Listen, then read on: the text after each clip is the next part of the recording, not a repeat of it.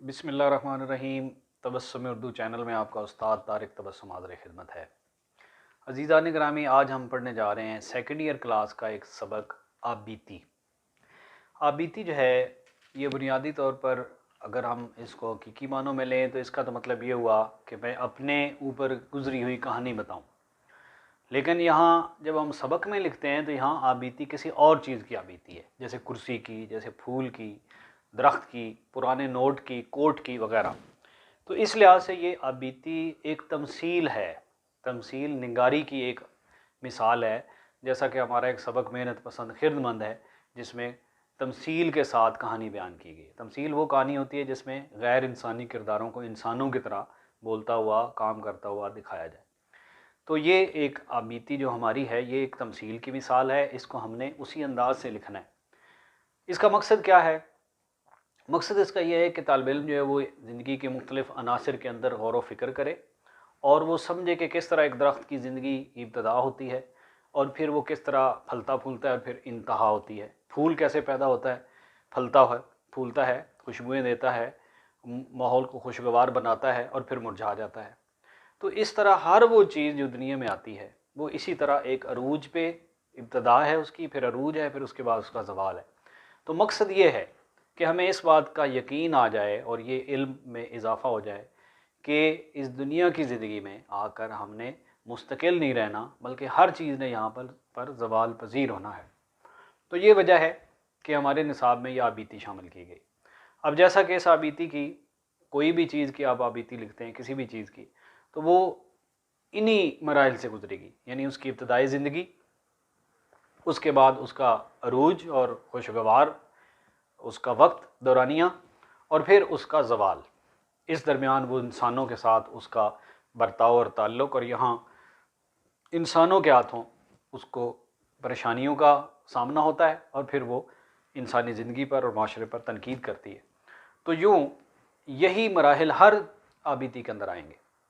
तो हम इसको तय कर लेते हैं और ये लिख लेते हैं कि आबीती के मराहिल, चाहे वो किसी भी चीज़ की आबीती आप लिख रहे हों, वो यही हैं, जिनमें सबसे पहले नंबर पर उस चीज़ की इब्तदाए ज़िंदगी है,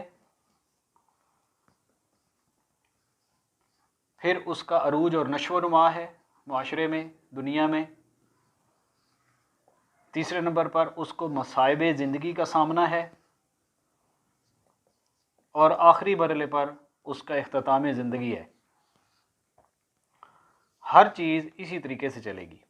और अब इसी तर्ज पर हमारी जो आबीती है उसके अंदर जो मराहिल तय होंगे, उनमें जो हम हवाले के अशार वगैरह इस्तेमाल करेंगे और जो बातें करेंगे वो इन्हीं चीज़ों को मद्देनज़र रख कर हम लेकर चलेंगे। तो आबीती के लिखने के लिए जो चीज़ें ज़रूरी हैं उनमें पहले नंबर पर एक लफ्ज़ मैं इस्तेमाल करता हूँ, हलूल है, जिसका मतलब है मिक्सचर हो जाना। यानी आप उस चीज़ को अपने अंदर और अपने आप को उस चीज़ के अंदर मिक्स कर दें, मदगम कर दें, मिला दें, और अपने आप को महसूस करें कि मैं वही चीज़ हूँ। जैसे आप फूल की आबीती लिख रहे हैं तो उसका पहला जुमला ये बहुत अहम है। हमारी आबीती का पहला जुमला क्या होना चाहिए? मैं एक, और आगे जिस चीज़ की आप आबीती लिख रहे हैं वो फूल हूँ, दरख्त हूँ, किताब हूँ वगैरह। अगर आप ये लिखेंगे कि एक दफ़ा का जिक्र है कि एक किताब थी, एक दफ़ा का जिक्र है एक फूल था, तो यहीं से आपके नंबर कट गए, क्योंकि आपने उसका सही मयार पूरा नहीं किया। तो मैं के साथ सीगाए तामीम, सीगाए मुतकल्लम के साथ, वाहिद मुतकल्लम के साथ इसको आपने शुरू करना। तो इब्तदाई आबीती हो गई इस तरीके से। अब उसके बाद इसमें जो तीसरी चीज़ अहम है वो तख्लीकी ज़ुबान का इस्तेमाल करें। आप अच्छी अदबी ज़ुबान इस्तेमाल करें और उसमें हवाले और अशार का इस्तेमाल करें, और हुस्न तख़य्युल को लेकर आएँ, उसमें अच्छे अच्छे ख़यालात लेकर आएँ अपनी आबीती के अंदर, हुस्न ख़यालात के साथ उसे लेकर चलें। और चौथी चीज़ जिसका ज़िक्र मैंने पहले भी किया कि जब वो मसाइब ज़िंदगी का सामना करेगी तो फिर मुआशरे के किसी पहलू पर उस फूल की ज़ुबान से या उस किताब या उस नोट की ज़ुबान से, दरख्त की ज़ुबान से उस पर वो तनकीद का अंदाज़ भी आए, और फूल की ज़ुबान से जब नर्म व नाजुक ज़ुबान से वो बात करें या दरख्त की ज़ुबान से वो اشارہ کریں، کوئی اصلاح انسانی کریں تو وہ اس آبیتی کے اندر ہونی چاہیے، اور اس کو آپ نے لے کے آنا ہے، اور یہی باتیں ہم آگے چل کر اس کے حوالوں میں بھی لکھیں گے، اس کے شعروں میں بھی لکھیں گے۔ اس کے بعد رہ گیا جی کہ دورانیہ اس کا کتنا ہونا چاہیے، ایک آبیتی کتنی لکھنی چاہیے؟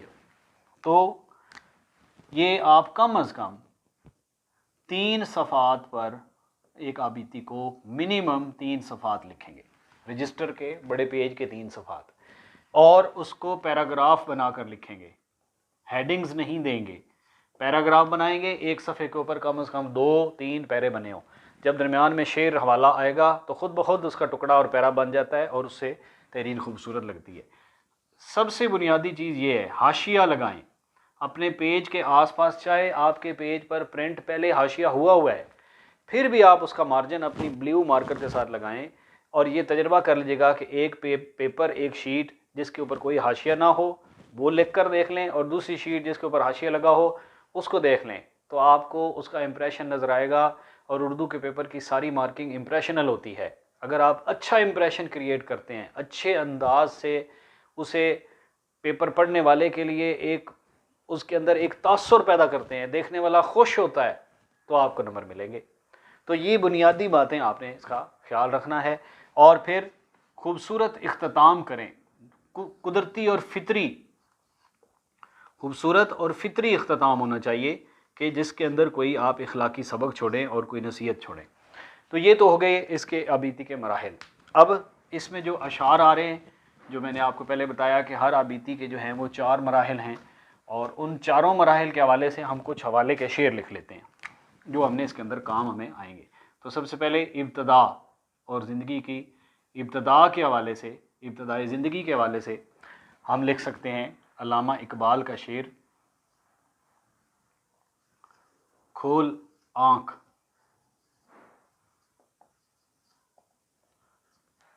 زمیں دیکھ،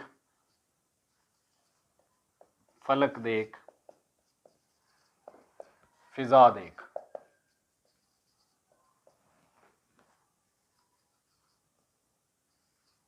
مشرق سے ابھرتے ہوئے سورج کو ذرا دیکھ۔ یہ ابتدا میں آپ اس کو لا سکتے ہیں۔ اس کے بعد جب وہ معاشرے کے مختلف چیزوں کو دیکھتا ہے تو حالی کا شعر ہم لا سکتے ہیں۔ یہاں ہے جستجو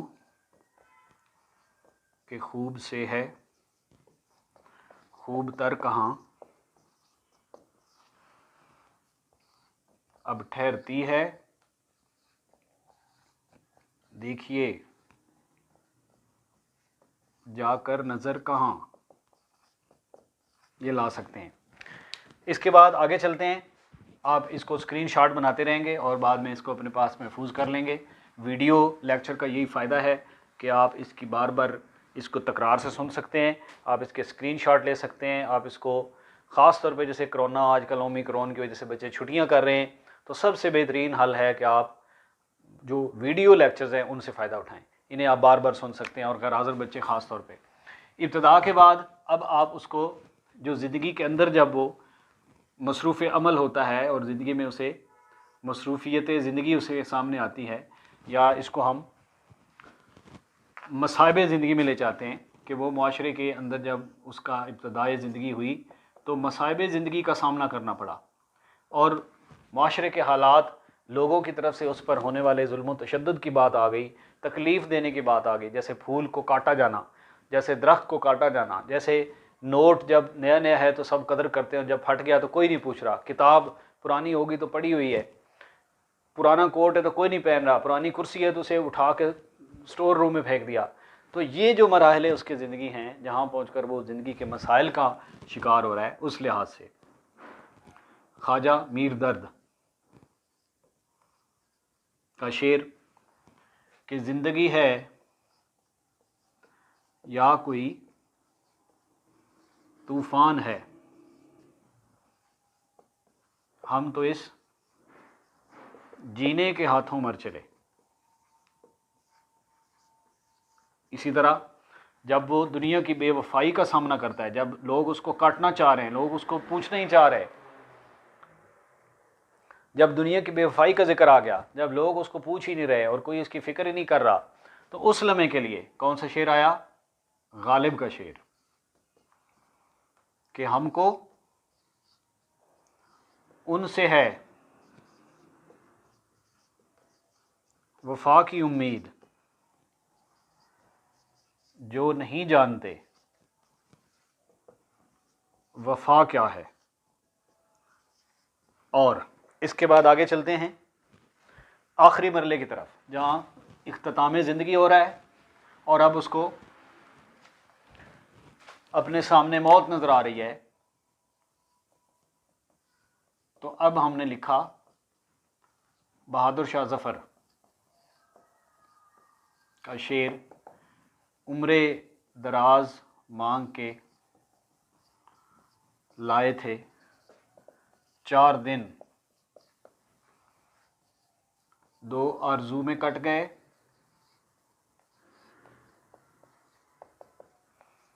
2 انتظار میں۔ تو اسے ہم نے لکھ لیا۔ اور اسی طرح قرآن کی آیت کل نفس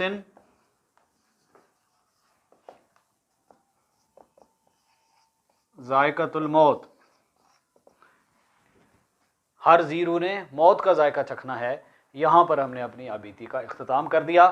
تو یہ ہے عزیزان گرامی آبیتی، جس کے اندر ہم نے دیکھا کہ اس کے 4 مراحل میں ہر آبیتی کو آپ نے ایسے تقسیم کر لینا ہے، اور ہر آبیتی کے اندر اس طریقے سے اس کو خوبصورت تخیلات میں ڈھال کے اور اچھے سے انداز میں ڈال کے اس کو لکھنا ہے۔ انشاءاللہ آپ کی آبیتی 8/10 9/10 نمبر دے گی۔ 3 صفحات منیمم ہے، آپ کوشش کریں بے شک 4 صفحے پہ جاتی ہے آبیتی تو اور زیادہ اچھی بات ہے۔ بہت شکریہ بچوں، اللہ حافظ۔